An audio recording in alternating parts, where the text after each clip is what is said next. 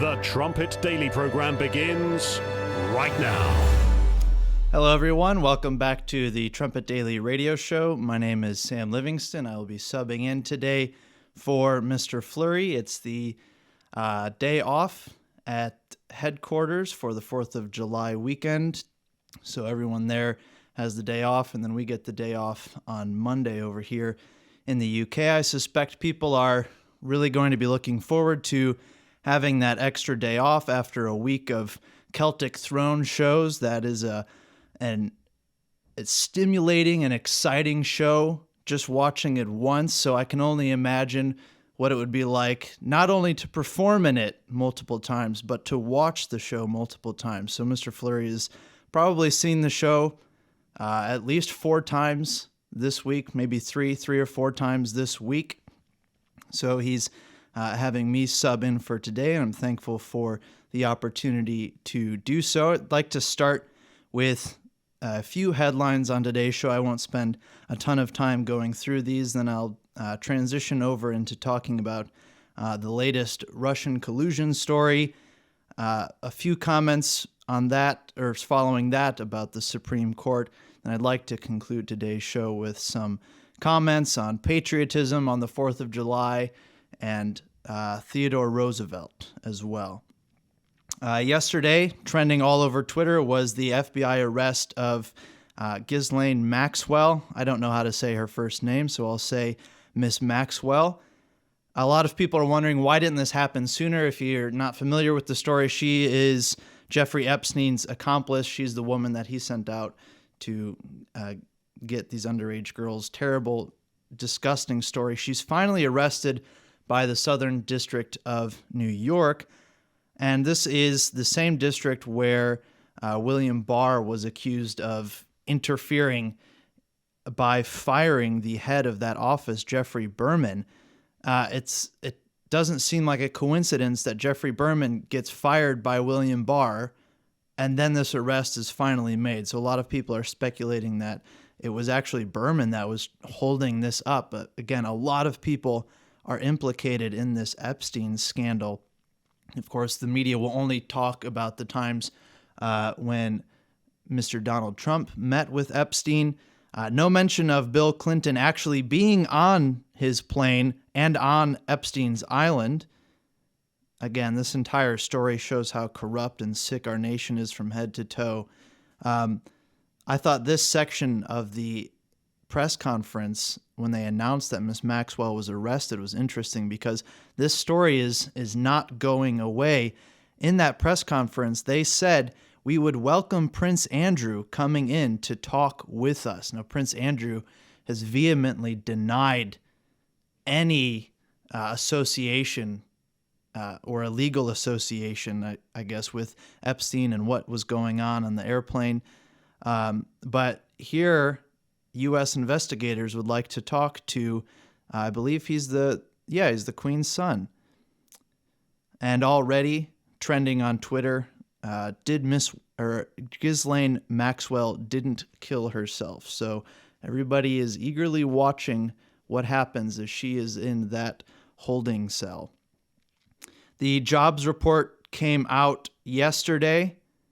This, I thought, was hilarious. Someone must be trying to sabotage Rachel Maddow's show. She needs to figure out how to clean up her research assistants or her sources. At this stage, she probably doesn't care after 3 years of peddling Russian collusion, but she started her show, and she actually seemed happy about this. I'll play a montage, and she's got a little smirk on her face. She's smiling about the jobs report and how bad it's going to be. And she's got this little side smile because this has been the plan for the last 4 months from the radical left, is sabotage the economy to make President Trump look bad. And what we're seeing is what will most likely be a very quick recovery. Again, there's plenty of variables in that, lots of jobs that are permanently lost. But what happened, it was another record gain, 4.8 million jobs gained. And it's so funny to watch them pull this plot out to make the president look bad. And the economy is at a record high, and then it drops off at a record pace. I think it was like 9,000 points off of the Dow in less than 2 weeks or something like that. And already it's starting to shoot back up. So it's funny to watch how this backfires, because now President Trump can always say, I presided over the record jobs months in the United States. 4.8 million jobs gained back for the month of June. I wanted to play this montage that President Trump tweeted out. He loves his jobs numbers last month. As soon as they came out and they were higher than expected, he sprinted out to the Rose Garden to give a press conference. It was similar this time around. I'm amazed at how quickly he puts this montage together. I'll go ahead and play that clip for you right now. Unemployment figures for June. Brace yourself. It's going to be absolutely terrible. Blockbuster jobs report. 4.8 million jobs were added last month. 4.8 million. And nearly 5 million jobs in June. People are hiring. 4.8 million new jobs. 4.8 million jobs were added last month. It actually beat estimates by a wide margin. Is way more than the 3 million economists expected. And it speaks to the strength of the economy. This is news to celebrate. It is unequivocally good news. So it's a big positive to see this much hiring. I see a number to be celebrated. Adding 404,000 jobs for African Americans, 1.5 million for Hispanics, 3 million for women, and it was the biggest jump on record. We built the greatest economy in the history of the world, and we are now doing it again. I might have to play that again a little later in the show. I think that's the 20th time I've watched that video this morning. If anything, President Trump knows how to get momentum going and stir up some energy. I think every one of those clips was from news outlets that do not like him. They are from CNN, MSNBC, and they have to admit, yeah, this is good news. The jobs are coming back. So it backfired. He quickly gathers all of these clips together of them having to admit that there's positive news in the United States. Just sad that so many people, you look at that first clip, maybe I will play it again. Well, I'm short on time. And Rachel Maddow is half smiling at the potential that this jobs report is bad, that we didn't get any jobs, that maybe we lost more. She's smiling about that. And then you look at the face of every reporter that comes on after that and reports on the actual jobs report, and they almost look, they look somber. They look like they're sad to have to report that 5 million jobs were gained in the month of June, because that's good news. Moving on through the headlines, I spent a lot more time on that than I wanted to. The NFL further capitulates to the mob. It says that it will play the Black national anthem before football games. I think in the announcement or what's leaked of that is that they just want to do that for the first week of games. I don't know how long they're going to play that.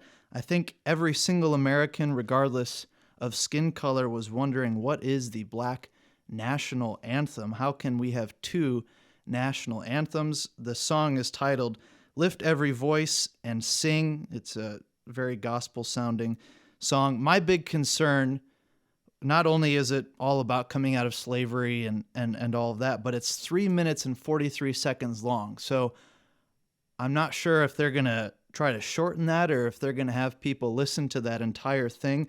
But again, let's get back to talking about unifying the nation and trying to prevent this rift and this division. We're really going to play two separate national anthems. That's not going to build any unity. Gun sales as well are skyrocketing. This was just shocking to see some of these numbers.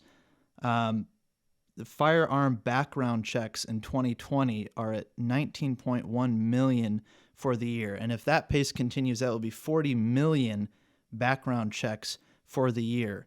In 2019, there were 28 million. So that's over a 10 million more background checks. And that's the biggest surge since the FBI started keeping track of those numbers. The Wall Street Journal says, if soaring gun sales are a guide, millions of Americans are referring to that couple in St. Louis. This week, the FBI announced a record 3.9 million background checks for June, the highest monthly total since the FBI began keeping the statistic in 1998. It's a 136% increase over June 2019. One spokesperson says 40% of these checks are for first-time gun buyers. Washington Free Beacon reports that gun sales once again set a new record for the month of June, but some retailers are reporting that the rush on guns and ammunition has drained their stock nearly dry. So we can have some positive news about the resurgence in the economy, but we can't lose sight of the underlying problems here, and that is this brewing civil war, and it is heating up. People are afraid the police aren't coming to defend them. They're taking matters into their own hands. Along a similar vein, I thought I'd just highlight this from Tucker Carlson. This is from Forbes. They write, Tucker Carlson tonight finished the quarter as the highest rated program in all of cable news for the first time since the show's launch, delivering an average total audience of 4.331 million viewers. His show broke the record for the highest rated quarter of any cable news program ever. And I wanted to mention that because Mr. Flurry referenced him, I think it was last week, in his monologue about the silent majority and how all of those advertising agencies pulled out from his show. They said, Carlson's racist, we don't want to associate with that message. And they pull out their advertising, and his ratings have just been going up and up and up. And it's the most watched cable news program ever. Politico ran a headline this morning talking about Tucker Carlson running for the presidency in 2024. And then I thought another funny story along with this was CNN wants to come out and they're bragging about it. Tucker Carlson's show, I think it airs at 8 p.m., had more than CNN and MSNBC at that same time combined. So CNN had, I think, just about 2 million. MSNBC had 1.7, somewhere around in there. So he's beating both the other big networks combined. And then CNN comes out and says, well, our viewership is also at a record high. We're up over 120% versus last year. So apparently it was worse for them. They had less than 1 million viewers last year, and now they're bragging about the big increase that they've had. I read a report earlier this week that Time Warner Media is looking into selling the CNN building in Atlanta. I'm not sure if they're just downsizing. They don't have the money to support that, or they might even just want to be getting out of some of these areas like Atlanta, where a couple of weeks ago an angry mob was outside of their office breaking windows at that building. So they're not as liked as they think they are. And that wasn't a mob of right-wing extremists. That was part of the BLM riots outside of their building. So who knows what's going on there. I'd like to talk about the latest Trump-Russia collusion hit piece for a little while here. I think this story, it shouldn't be as significant as the Democrats are making it out to be, but obviously their goal in life is to do anything to make President Trump look bad. So I'll go through some of the highlights from this. We've mentioned it here and there on the program. Brent Nagtegaal currently has an article up on the Trumpet website with a lot of these details as well, if you want to go ahead and read through that. On June 26th, the New York Times published an article, Russia secretly offered Afghan militants bounties to kill U.S. troops, intelligence says. American intelligence officials have concluded that a Russian military intelligence unit secretly offered bounties to Taliban-linked militants for killing coalition forces in Afghanistan, including targeting American troops amid the peace talks to end the long-running war there, according to officials briefed on the matter. And at this stage, well, it really shouldn't be at this stage. 3 years ago, if you read officials briefed on the matter, or if you read according to anonymous sources, you need to dismiss the story because, as we'll discuss a little later on, it is not all roads lead to Vladimir Putin. It is all roads lead to Adam Schiff. And he is the chief leaker behind a lot of these things. President Trump, the vice president as well, the director of national intelligence, said the president was not briefed on this because we haven't verified it yet. It's an ongoing investigation between the intelligence communities, and we have not briefed him on it because we don't want this made public. We want to keep looking into it so we can find out if it's true or not. The New York Times even admits that the sources for that story came from Taliban militants who were captured, and they said the Russians were putting bounties on U.S. troops. It could very well be true, but are we going to primarily rely on what these Taliban terrorists said? So the intelligence community is working on verifying it. They want to find out how credible is this before we brief the president, before we take action on this. And then it appears in the New York Times. So the first question is, why is this being leaked? Who is leaking this to the Times? And they could really get in a lot of trouble for publishing that. If you remember back to, well, I don't actually remember this, but I've read about it. When they published the Pentagon Papers back in the 70s and right before Watergate, they were sued by the government. They had to go to court because those were confidential or classified government documents that someone stole and leaked to the New York Times.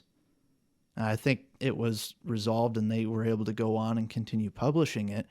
But I think they're comfortable leaking this because they probably know the story isn't going anywhere. It's perfect timing for another hit job on President Trump. Even the CIA, which someone noted, they do not generally issue statements. You don't often hear from the CIA.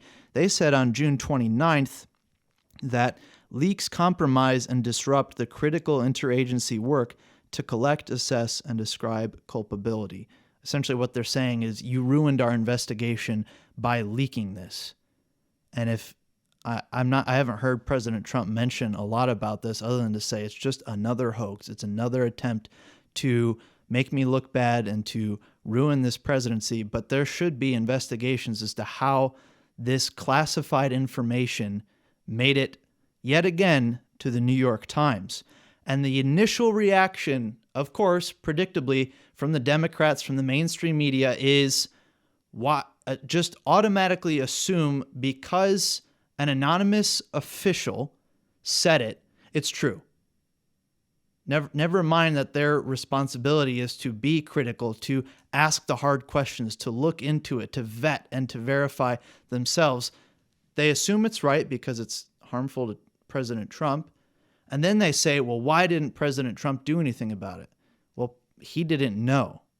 And then they move on to, well, he's created a culture where his intelligence agencies don't want to brief him on any negative news about Russia. And they are resurrecting yet again the Trump-Russia collusion conspiracy theory. Here's a montage of their reaction to this story about the Russians supposedly putting a bounty on U.S. troops in Afghanistan.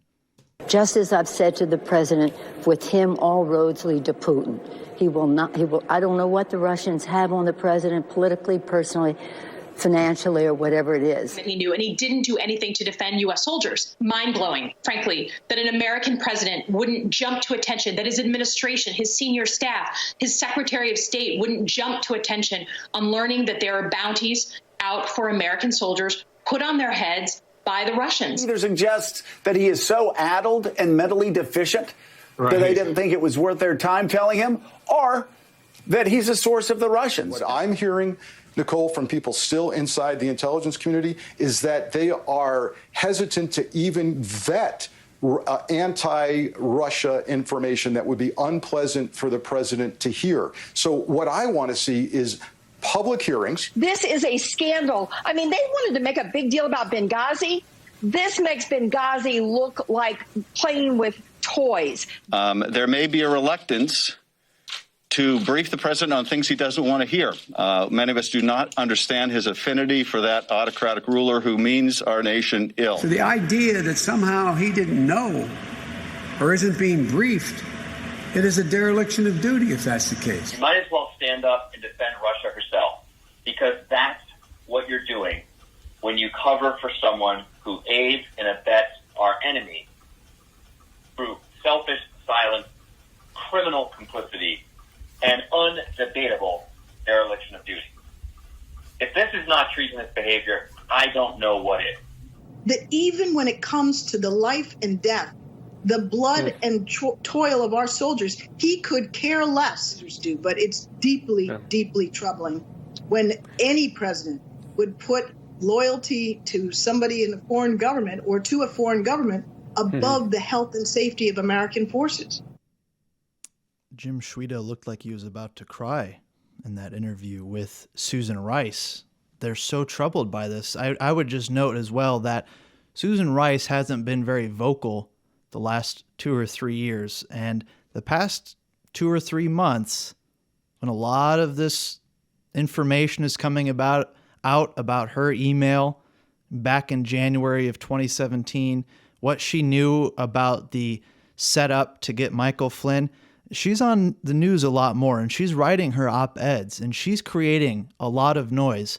And they're, you can tell, angry about something. They're upset that something is coming that is could really lead to them being indicted. That one segment, I think that was Senator McCaskill, this makes Benghazi look like playing with toys. We don't even know if this is true. And for them to come out and say, as soon as President Trump hears this, he needs to take action. Well, do we want a war with Russia?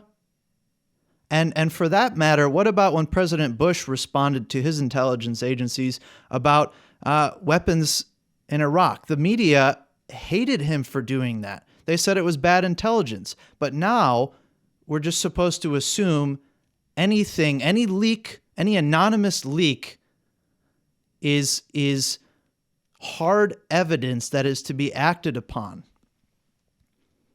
At Benghazi, a U.S. ambassador died and 3 U.S. troops. There was no way to hide what happened there. We all saw the video and the images of that compound. And of course, it was Susan Rice who came out. Her, Ben Rhodes, they crafted their little narrative over at the White House, and Hillary Clinton at the State Department was working on her own spin. And you can read it in their books. They admit how they tried to spin Benghazi. It was the video maker in California, and they ran off and arrested him. It was a terrorist attack. And let's step back for a moment, since Susan Rice is so troubled by President Trump not responding to this story. During the Obama years, intelligence officials resigned because they felt their reports were being manipulated by White House staff.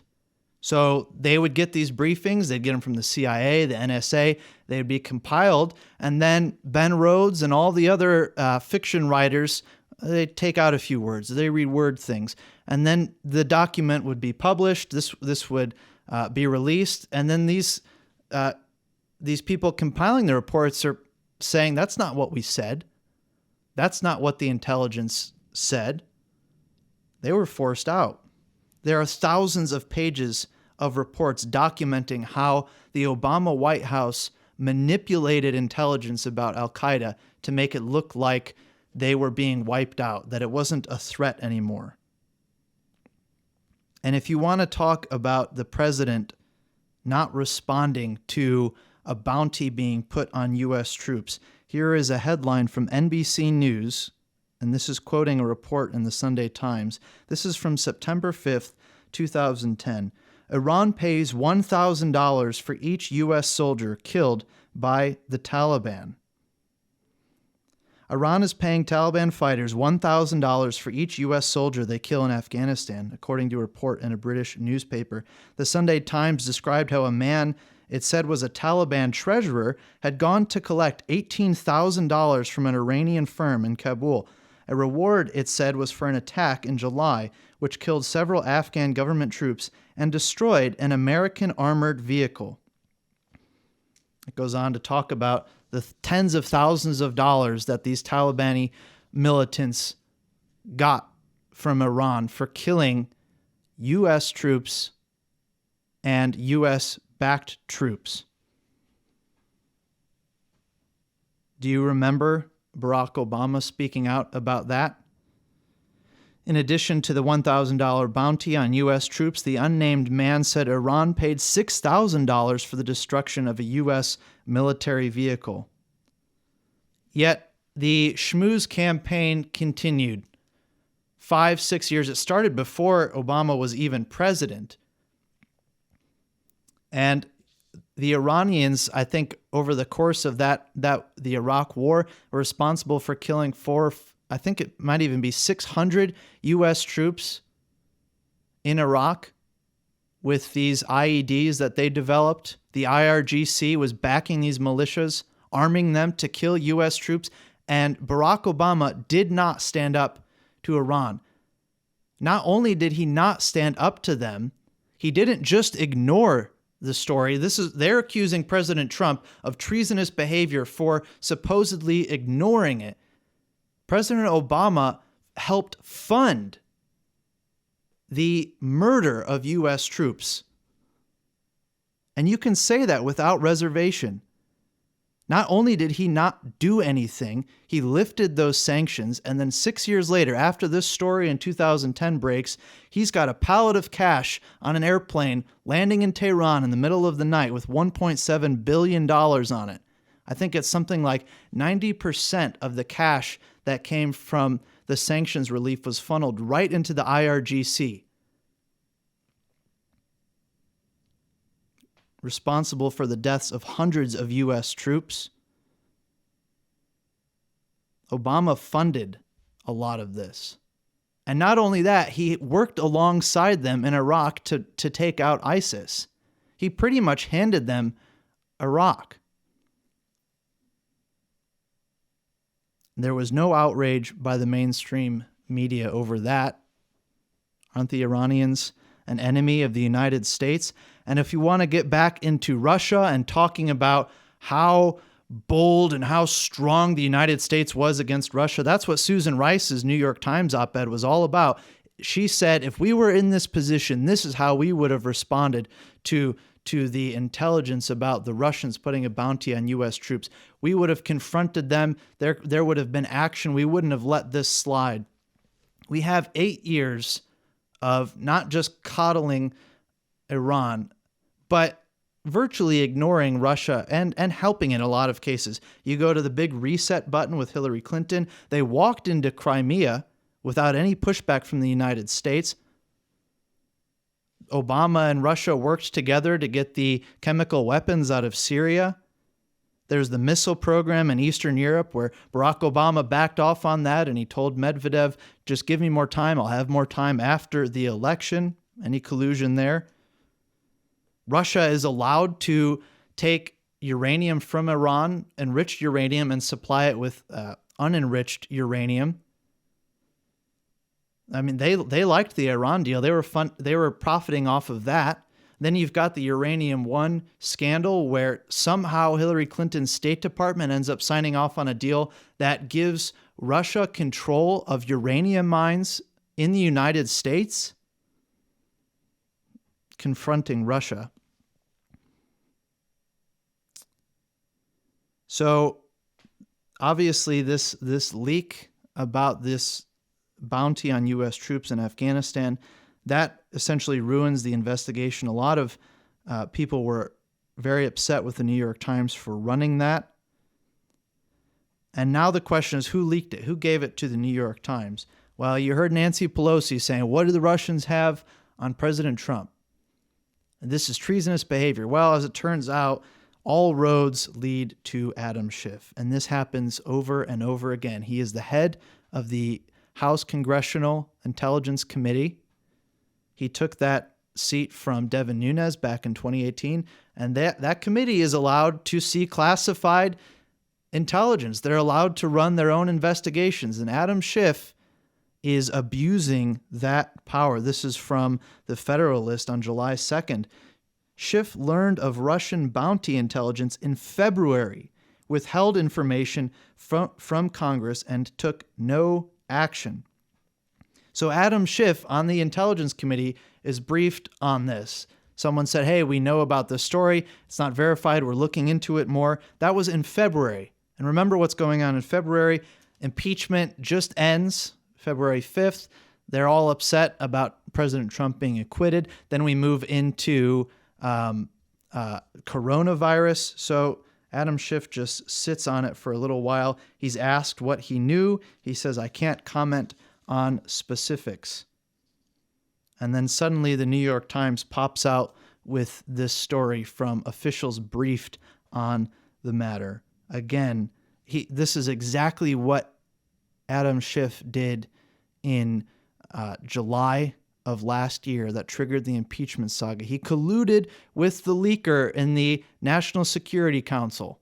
His staff were working with him on how to set this up to make it look like President Trump was now colluding with Ukraine. They'll do whatever they have to do to take him down. If you want more details on this story, again, like I said, Brent Nagtegaal has an article on the Trumpet.com. It's titled New York Times, Russia put bounties on American forces in Afghanistan. And he makes a good point about how President Trump wants to move U.S. troops out of Afghanistan, and that's something that would likely get him a lot of positive news in the United States, a vote-getting maneuver, and that the Democrats want to do anything they can to thwart that. So they want to make it look like, well, he's just moving out of there because he doesn't want to confront Russia. What does Vladimir Putin have on him? The New York Times has not come out and corrected their story. And again, Brent goes through that history with the Obama administration and just the hypocrisy from the radical left. We covered a little bit this week here and there about a lot of these Supreme Court decisions. I think another one that's really significant. There was the first one about the LGBT and Justice Roberts and Neil Gorsuch saying you can't discriminate against them. And then there was the DACA decision that Justice Roberts said Barack Obama can create something by fiat, but President Trump isn't allowed to take it away by fiat. And then earlier this week, Justice Roberts struck again.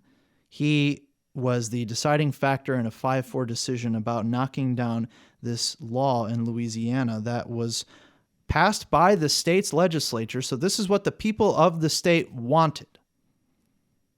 And I'll get into this in just a minute. It's not even about abortions. The United States has moved beyond having the debate about the legality of abortions, and it's moved on to, just trying to regulate that. So the whole story, like I said at the beginning, this whole country, it's sick from head to toe what is now legal in the United States. And then to the extent that they're happy to regulate every other little thing in your life. But when it comes to abortions now, I mean, you just do what you have to do. It doesn't matter if the doctor is licensed. He doesn't need to have a clinic that's nearby a hospital.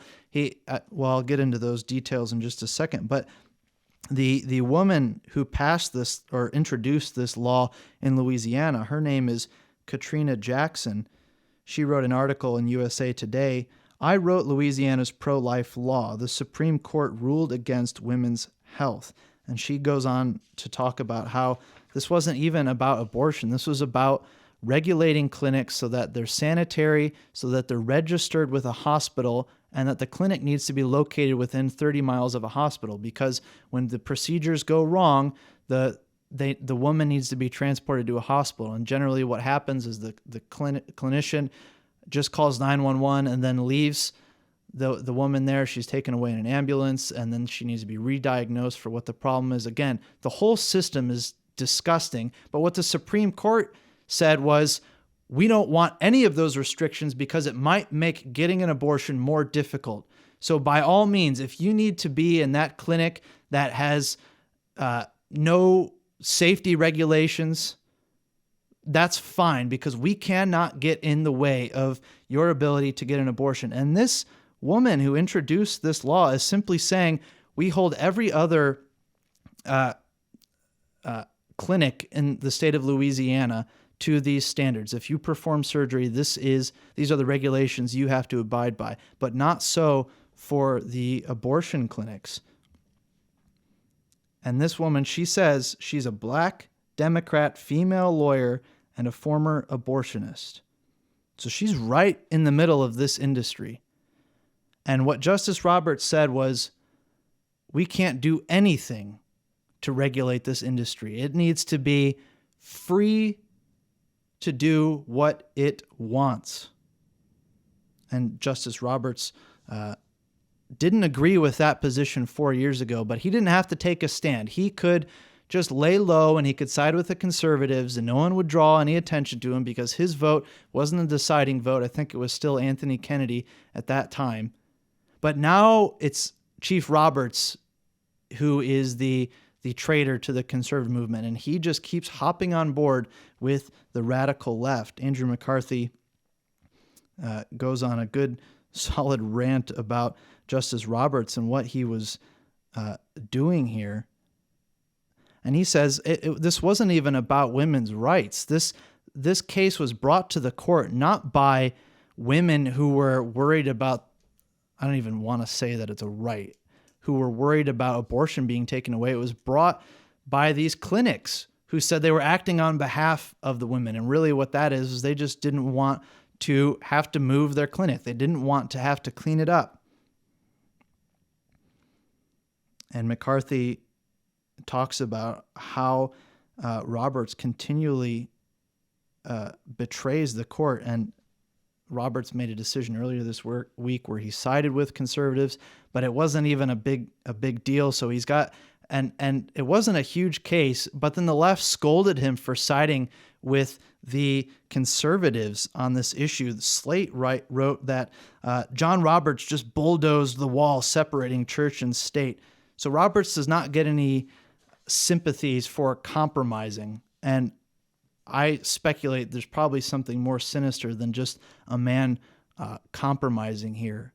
These decisions that he's making are horrendous and are not guided by any methodology. McCarthy says, Democrats fully grasp that the court is a political institution. Their supporters demand that they see it as a vehicle for imposing the left's policy agenda.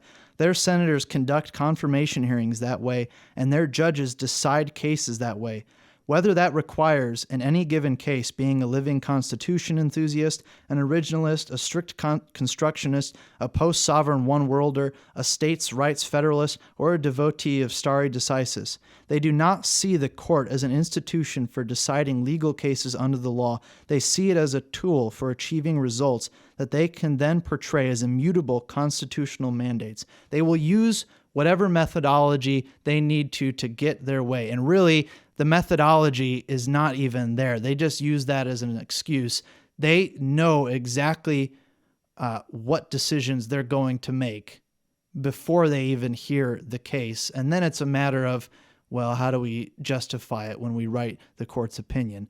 And one day, if that requires us to be a living constitutionalist, and we have to invent substantive due process to say that this word includes all these rights, so be it. And if the next day we need to be an Antonin Scalia originalist and take the word by its strict definition, we'll do that if it means we get our way.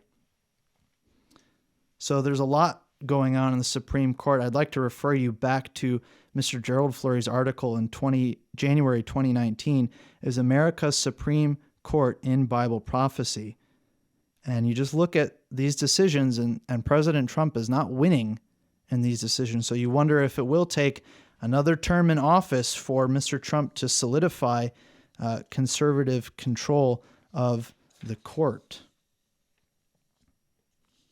So again, that article is titled, Is America's Supreme Court in Bible Prophecy? I'd like to talk a little bit about the 4th of July. That will be tomorrow. And obviously there is this, well, you could just call it not even a culture war, but the start of a civil war in the United States. And I think it's especially upsetting to see these academics and these scholars get on TV and condemning figures in history as if they themselves are so righteous and they would have known what decisions to make at that time. I enjoyed reading this tweet. This is from a Princeton professor.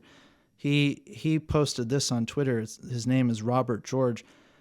He says, I sometimes ask students what their position on slavery would have been had they been white and living in the South before abolition.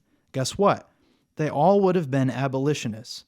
They all would have bravely spoken out against slavery and worked tirelessly against it. Of course, this is nonsense. Only the tiniest fraction of them, or any of us, would have spoken up against slavery or lifted a finger to free the slaves. Most of them and us would have gone along. Many would have supported the slave system and happily benefited from it. So I respond by saying that I will credit their claims if they can show evidence of the following: that, in leading their lives today, they have stood up for the rights of unpopular victims of injustice whose very humanity is denied, and where they have done so knowing that it would make them unpopular with their peers, that they would be loathed and ridiculed by powerful, influential individuals and institutions in our society, that they would be abandoned by many of their friends, that they would be called nasty names, and that they would risk being denied valuable professional opportunities as a result of their moral witness. In short, my challenge is to show where they have at risk to themselves and their futures stood up for a cause that is unpopular in elite sectors of our culture today. Who stands up to the mob? Who is willing to give up their business, their livelihood, to fight for the truth? Well, a lot of people today look and judge the past and say, well, I wouldn't have done it that way. Well, those same people today are not standing up for the truth. They are the sheep, and they are going along with the mob. And I think it's especially important to just think about that spiritually and standing up for what's right. It makes you unpopular. It isn't the easy way. I wanted to go through some highlights from Mr. Gerald Flurry's article, Saving America from the Radical Left Temporarily. And I think this context makes the 4th of July more significant, at least in my mind. I think before I was into this a lot when I was young as a teenager, it was just America's awesome because it's America and it's awesome and the military's big and we're just really proud and I don't know. It seemed more like a surface level understanding of why America was great, why America and Britain were great. And really, when you know and understand Bible prophecy and you understand what God is working out with these nations, it makes this history, it makes these days more profound. This is what Mr. Flurry wrote in that article. He says, you need to understand the real reasons why America has been the greatest nation in history. No man can make America great again, certainly not if he is ignorant of the fact that it was God who made it great and ignorant about why he did so. God has blessed America like no other nation, and the devil wants to destroy America like no other nation. As I prove in my free booklet, America Under Attack, Satan is marshaling every tool and weapon he can to wreck this nation, and he is having alarming success. This evil spiritual power is influencing the radical left. Most Republicans don't realize what they are dealing with. People who are absolutely committed to destroying the government of this land.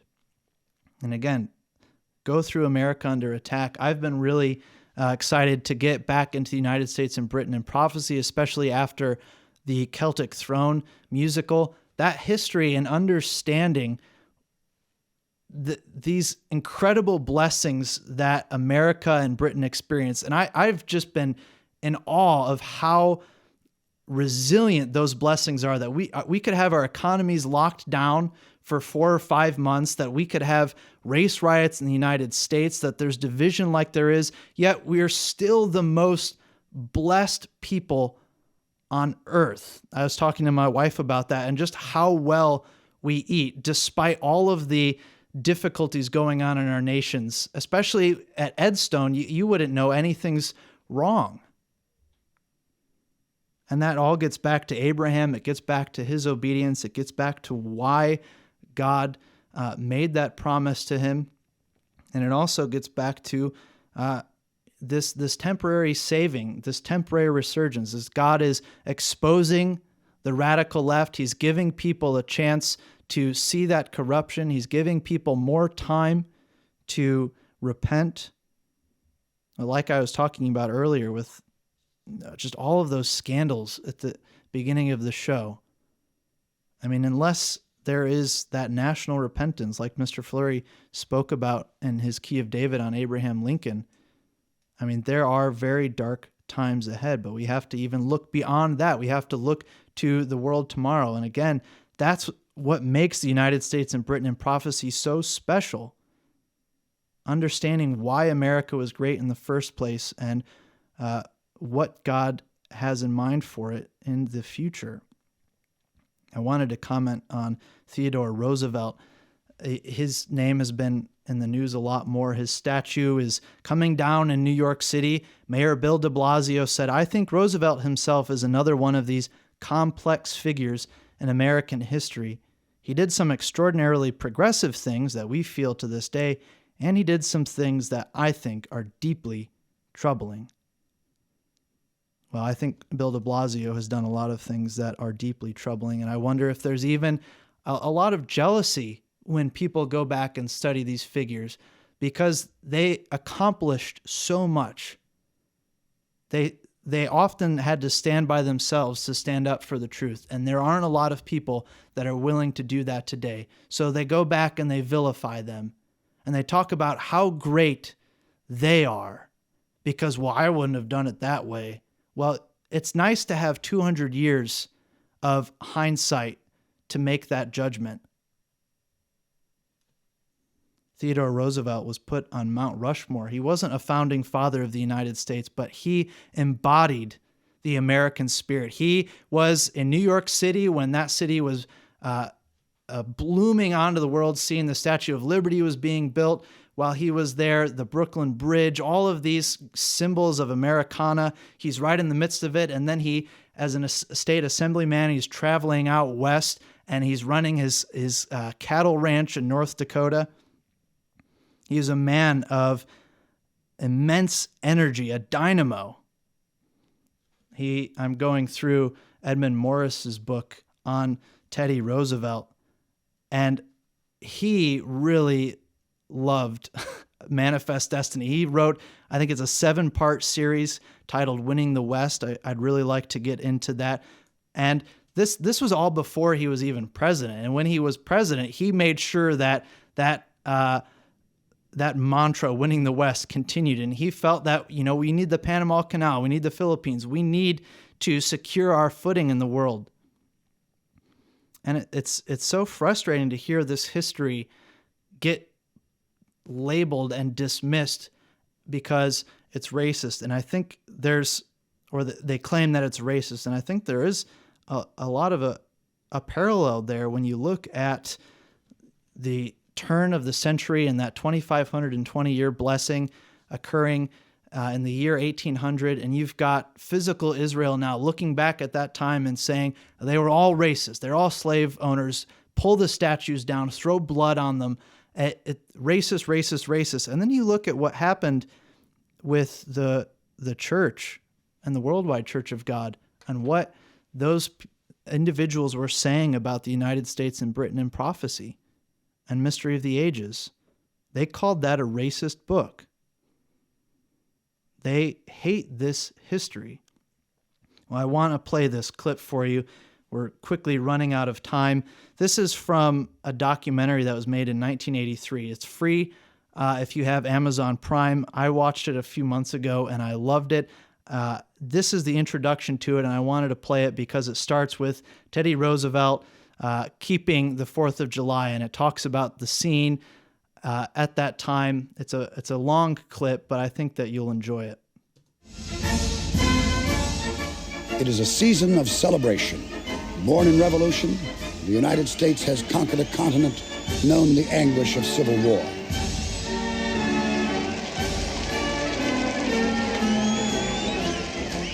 Now, in the early years of the 20th century, the young nation is a world power, proudly parading on July 4th, its birthday.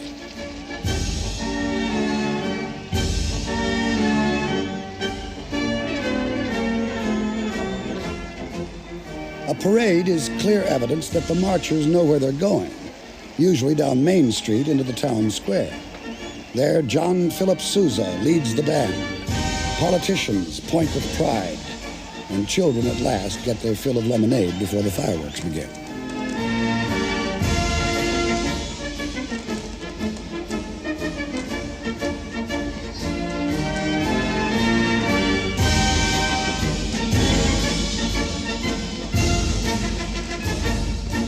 Like any good holiday, the 4th of July in 1905 is a day off. To picnic in the park, promenade on a seaside boardwalk, or just gawk at the crowd.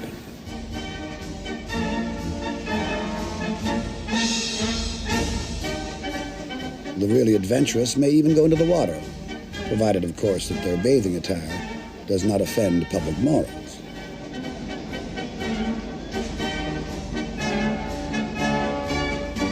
Like the rest of the nation, the President of the United States and his family celebrate freedom with firecrackers. Good evening, everyone. Against the sound and fury, Theodore Roosevelt is a fitting symbol of America's belief in its destiny. Of himself, he says, "I rose like a rocket."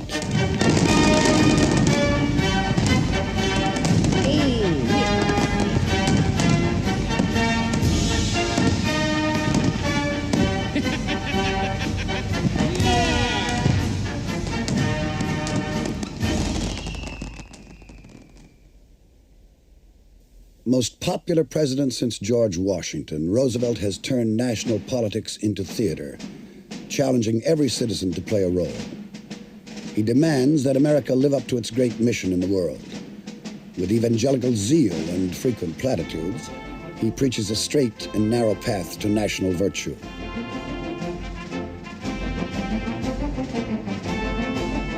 Keep your eyes on the stars, he says, but keep your feet on the ground. A master of communication, he is among the first to perform for an instrument which will change politics forever, the motion picture camera.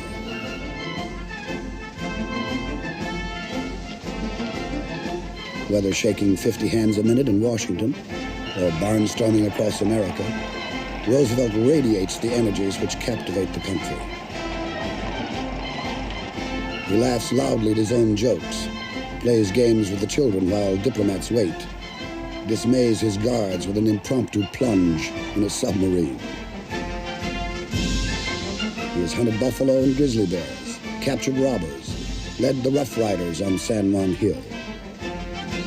Already he has written more than a dozen books on history, nature, and political philosophy. One of them dictated while shaving. He believes he says in the strenuous life. Theodore Roosevelt is not only the President of the United States, he is the most entertaining man in America, and the people love him. What a different time that was. That's the history that needs to be blotted out, according to Mayor Bill de Blasio. Complex figure. He was deeply troubling. Well, you watch that documentary and you read these books about Teddy Roosevelt, and that man embodied Americana. He is a dynamo, just filled with positive energy and patriotism and excitement for his country and what he believed his country could do for the world.